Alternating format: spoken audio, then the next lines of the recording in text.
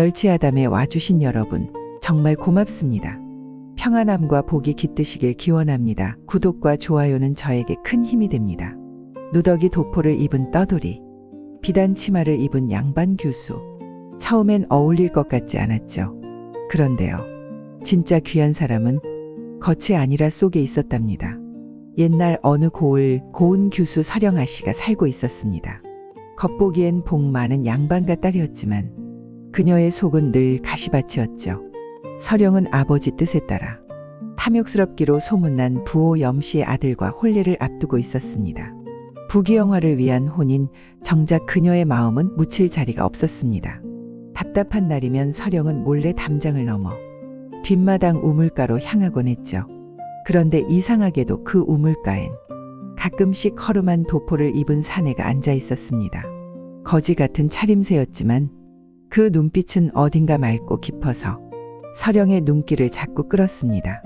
사내는 말을 걸지 않았고 서령이 다가가도 그저 조용히 웃고는 사라져버리곤 했죠. 처음엔 경계했던 서령이었지만 어느새 그 침묵 속에 따스함을 느끼기 시작했습니다. 혼례가 가까워질수록 그 우물가에서의 시간이 유일한 위안이 되었고 서령은 어느 날 결심했습니다. 오늘은 꼭 물어봐야겠어요. 그대는 누구십니까? 그날 밤 서령은 다시 우물가를 찾았습니다. 그리고 마주한 사내에게 조심스레 말을 걸었습니다. 자꾸 이곳에 오시는 이유가 무엇인지 여쭤봐도 될까요? 사내는 잠시 침묵하다 처음으로 입을 열었습니다. 그대를 처음 본 순간 여기가 제 마지막일지도 모른다 생각했지요.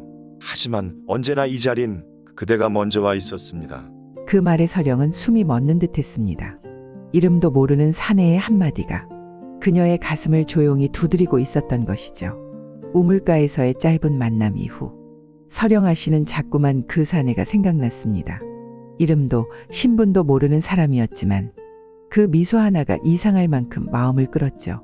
하지만 그날 이후 우물가엔 그 사내가 나타나지 않았습니다. 서령은 혼례 준비로 지쳐가면서도 밤이면 자꾸 담장을 넘게 되었고 기다림은 어느새 그녀의 일상이 되었습니다. 그러던 어느 달 밝은 밤 서령은 다시 우물가에서 그 사내를 마주했습니다. 왜 그동안 오시지 않았어요? 그녀가 조심스레 묻자 사내는 낮은 목소리로 말했습니다. 그대를 더 보면 마음이 커질까 두려웠어요. 하지만 오늘 담장을 넘은 이는 당신이었군요. 그 말에 서령은 가슴이 뛰었습니다. 양반 교수로서 해서는 안 될 행동임을 알면서도 그에게 이끌리는 마음은 숨길 수 없었습니다. 두 사람은 그날 밤 우물가에 나란히 앉아 말을 주고받았습니다. 그는 자신을 노겸이라 소개했습니다. 겸손할 겸자, 스스로를 낮추는 이름이었습니다. 노겸은 글을 쓸 줄 알고 사람의 마음을 알고 무엇보다 사람을 존중하는 이였습니다. 서령은 그와의 만남에서 처음으로 자신이 한 사람이란 느낌을 받았습니다. 하지만 그녀에겐 정해진 혼례가 있었죠. 전 곧 시집가요. 마음만으론 어쩔 수 없는 일이죠. 노겸은 그 말을 묵묵히 듣더니 조용히 대답했습니다. 기다려 주실 수 있을까요? 반드시 댁의 대문을 정식으로 두드리겠습니다. 서령은 놀랐습니다. 거지 행색의 사내가 어떻게 대문을? 하지만 그의 눈빛은 조금의 흔들림도 없었습니다. 그 밤 서령은 처음으로 누군가를 믿고 싶다는 마음이 들었습니다. 노겸이라는 사내, 누더기 도포를 걸친 떠돌이 같았지만 그 눈빛은 어쩐지 깊고 단단했습니다. 사실 그는 처음부터 거지는 아니었습니다. 중인의 자식으로 태어나 선비였던 아버지와 바느질을 하시던 어머니 밑에서 조용히 글을 배우며 자랐습니다. 하지만 어느 날 아버지가 부패한 관리의 죄를 고발하려다 오히려 누명을 쓰고 옥사하고 말았죠. 가세는 기울고 어머니마저 병들어 돌아가시자 노겸은 13살 어린 나이에 세상에 홀로 남았습니다. 굶주리며 떠돌던 어느 날 그를 눈여겨보던 관원이 글씨 몇 자를 써보라며 종이를 내밀었습니다. 그 글씨를 본 관원은 조용히 말했습니다. 이 아이 눈빛이 살아있구나. 그날 이후 노겸은 조정의 비밀 기록처에 들어가 글과 법도 백성의 삶을 배우게 되었고 암행어사 후보로서 세상을 익히는 길을 걷게 됩니다. 떠돌이 행색은 그가 스스로 택한 위장이었습니다. 백성들 곁에 머물며 그들의 고단한 삶을 몸소 느끼기 위해서였죠. 그러다 한 고을 우물가에서 눈빛이 고운 한 교수를 처음 보게 됩니다. 그녀는 비단 옷을 입었지만 마음은 어느 백성보다 외로워 보였습니다. 이상하게도 그녀가 앉은 우물가 자리에 그는 자꾸 발이 향했고 말 한마디 섞지 않아도 마음이 고요해졌죠. 노겸은 알고 있었습니다. 설영과의 인연이 자신에게 허락된 감정이 아닐 수 있다는 걸요. 하지만 그녀가 이름을 불러주고 미소를 지어주는 순간부터 그는 더 이상 그 마음을 외면할 수 없었습니다. 그리하여 노겸은 드디어 결심하게 되죠. 이 마음을 숨기고 싶지 않아요. 그대의 대문을 정식으로 두드릴 날이 반드시 올 것입니다. 설영아 씨의 혼례 날이 다가오고 있었습니다. 겉으로는 고울이 떠들썩할 만큼 성대한 혼례였지만 그 속엔 누구도 말하지 않는 탐욕의 냄새가 숨어 있었습니다. 설영의 혼처로 정해진 염상우는 겉으론 돈 많고 학식 있는 집안의 도령이지만 속을 들여다보면 백성의 쌀을 빼돌리고 관청과 결탁한 이들의 아들이었죠. 설영 아버지는 그 사실을 알고 있으면서도 가문의 안위를 위해 묵인했습니다. 딸이 팔려가는 게 아니라 가문이 사는 길이다. 그 말이 설영 가슴에 비수처럼 꽂혔죠. 그 무렵 노겸은 모든 사실을 조정에 보고했습니다. 염씨 집안과 고을 수령의 거래 정황, 백성들의 고통, 그리고 그 혼례가 단순한 혼인이 아닌 탐욕을 감추기 위한 가면극임을 고발했죠. 이대로라면 설영 아씨까지 그들의 욕망에 휘말리게 됩니다. 그는 마음이 조급해졌습니다. 암행어사로서의 사명보다 마음에 담아둔 한 여인의 운명이 걸려 있었기 때문이죠. 그 사이 설영은 점점 말이 줄어들었습니다. 손에 들린 혼례복이 왜 이리 무거운지 아침 저녁마다 눈꺼풀은 자꾸 더 내려앉았죠. 기다려달라던 그 말, 그저 위로였을까요? 설영은 어느덧 자신도 모르게 희망을 접고 있었습니다.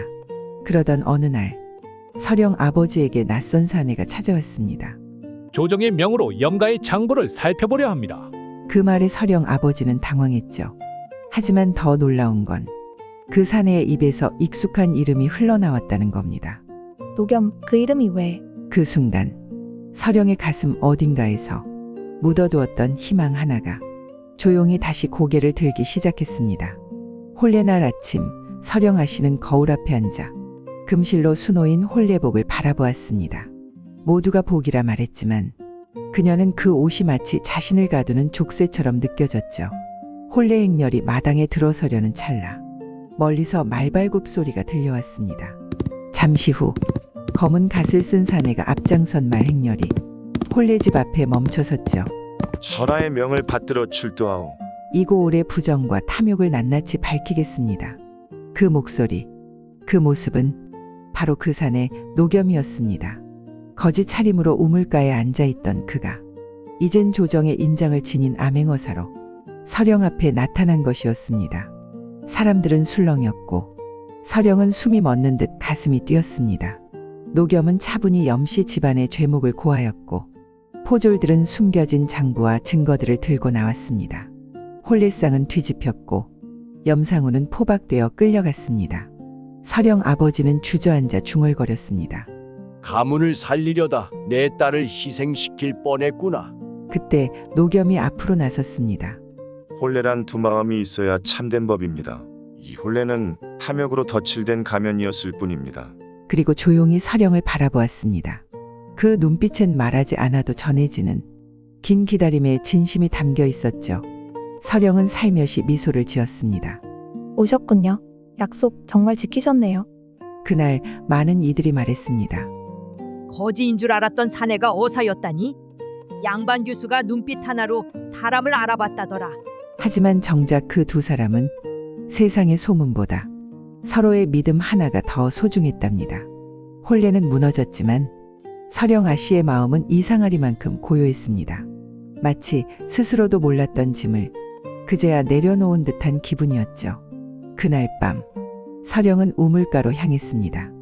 달빛 아래 조용히 놓여있던 비단 보자기 하나가 그녀의 발길을 멈추게 했죠. 보자기를 펼치자 안에는 오래전 잃어버렸던 연분홍 손수건과 작은 시 한 수가 담긴 종이가 들어있었습니다. 그대의 이름을 처음 본 날 내 마음은 종이장처럼 접히고 또 접혔소. 바람결에 날아갈까 두려워 그 마음을 이 손수건에 묶어 두었소이다.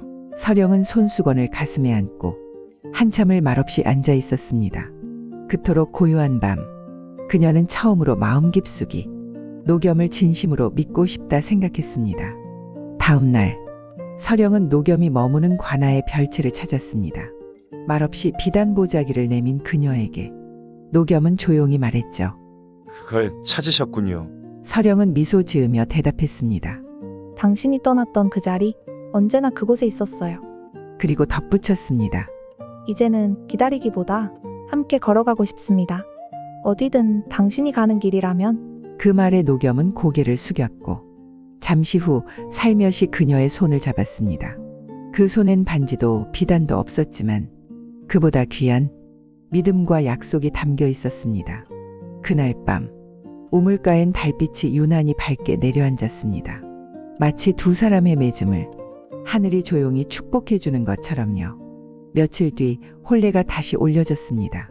이번엔 기와지붕도 붉은 단청도 없이 초가집 마당에서 조용히 치러졌죠. 서령은 고운 삼배 저고리에 연분홍 고름을 맺고 노겸은 말끔히 손질한 장삼을 입었습니다. 혼례상엔 떡국 한 그릇, 정성껏 빚은 두부김치 한 접시, 그리고 두 사람의 따뜻한 눈빛이 놓여 있었죠. 혼례식 중 노겸은 작고 낡은 상자를 꺼냈습니다. 그 안엔 어머니가 남겨주신 옷가락지가 담겨 있었습니다. 본래 혼례날 어머님이 손수 끼워주시려던 가락지입니다. 이제 그 뜻을 아쉽게 이어드리고 싶습니다. 서령은 말없이 손을 내밀었습니다. 그 손엔 번쩍이는 장신구는 없었지만 사랑을 담은 약속 하나가 차곡히 얹혔죠. 서령도 조심스레 주머니 하나를 내밀었습니다. 그 안에는 붉은 실과 파란 실이 어우러진 장명로 팔찌가 있었습니다. 어릴 적 소원을 담아 만들었던 팔찌예요. 그 소원이 무엇인지는 말하지 않겠지만 지금 이 순간 이루어진 것 같아요. 노겸은 그 팔찌를 손목에 정성껏 맸고 두 사람은 마주보며 웃었습니다. 그 웃음엔 설렘보다 안정, 화려함보다 따뜻함이 담겨 있었습니다. 혼례는 그렇게 사람들 입에도 오르지 않을 만큼 소박하게, 하지만 누구보다 진실하게 치러졌습니다. 달빛이 초가집 지붕 위로 살포시 내려앉고 아이들은 장구를 두드리며 돌아다녔습니다. 누군가 말했죠. 비단 혼례보다 마당 흙 밟으며 올린 이 혼례가 더 따뜻해 보이네. 서령과 노겸은 그 말에 말없이 웃으며 손을 맞잡았습니다. 그 손에는 반짝이는 금은 없었지만 평생을 함께 걸을 믿음 하나가 꼭 쥐어져 있었습니다. 초가집 혼례 후 노겸과 서령은 마을 어기 작은 집에서 소박한 삶을 시작했습니다. 서령은 마당에 쑥을 심고 노겸은 아이들에게 글을 가르치며 지냈죠. 하지만 어느 날 조정에서 밀서가 도착했습니다. 영남 지방의 백성들의 탄식이 그치지 않으니 즉시 암행어사를 파견하라는 밀서였죠. 서령은 밀서를 바라보는 노겸의 눈빛만 보고도 무엇을 결심했는지 알아차릴 수 있었습니다. 그날 밤 두 사람은 우물가에 나란히 앉았습니다. 노겸이 조심스럽게 말했죠. 기다려 주시겠습니까? 서령은 가만히 웃으며 대답했습니다. 이제는 당신은 제게 기다리는 사람이 아니잖아요. 항상 제게 돌아올 사람이잖아요. 노겸은 손목에서 장명로 팔찌를 풀어 서령 손에 쥐어주며 말했습니다. 내가 돌아올 그날까지 이 매듭이 풀려 있지 않길 바라오. 다음 날 노겸은 마을을 떠났고 서령은 그가 사라질 때까지 등을 돌리지 않았습니다. 그날 밤 서령은 우물가에서 노겸이 남긴 시를 다시 펼쳐 읽었습니다. 그대가 내 이름을 불러준 그날부터 나는 기다림이 되었습니다. 몇 해가 흘렀습니다. 그 사이 바람도 계절도 몇 번이나 바뀌었지만 서령은 그 자리에서 조용히 그를 기다렸습니다. 그리고 마침내 노겸은 돌아왔습니다. 흰 서리가 깃든 머리, 손에는 백성들의 이름이 적힌 서책이 들려 있었죠. 두 사람은 말없이 마주보며 웃었습니다. 그 웃음 안엔 세월도 기다림도 사랑의 확신도 함께 담겨 있었습니다. 사람들은 이 이야기를 두고 초가집 혼례라 불렀습니다. 그리고 말했죠. 진심 하나면 그 어떤 혼례보다 따뜻할 수 있다더라고요. 오늘도 마음 깊은 곳을 건드리는 한편의 야담, 잘 들으셨습니까? 거창하지 않아도 좋습니다. 세상엔 조용히 묵묵히 진심을 지켜가는 이들이 있으니까요. 다음엔 또 어떤 옛 이야기가 우리 마음을 토닥여 줄까요? 멸치야담에서 다음 이야기로 다시 찾아뵙겠습니다. 고맙습니다.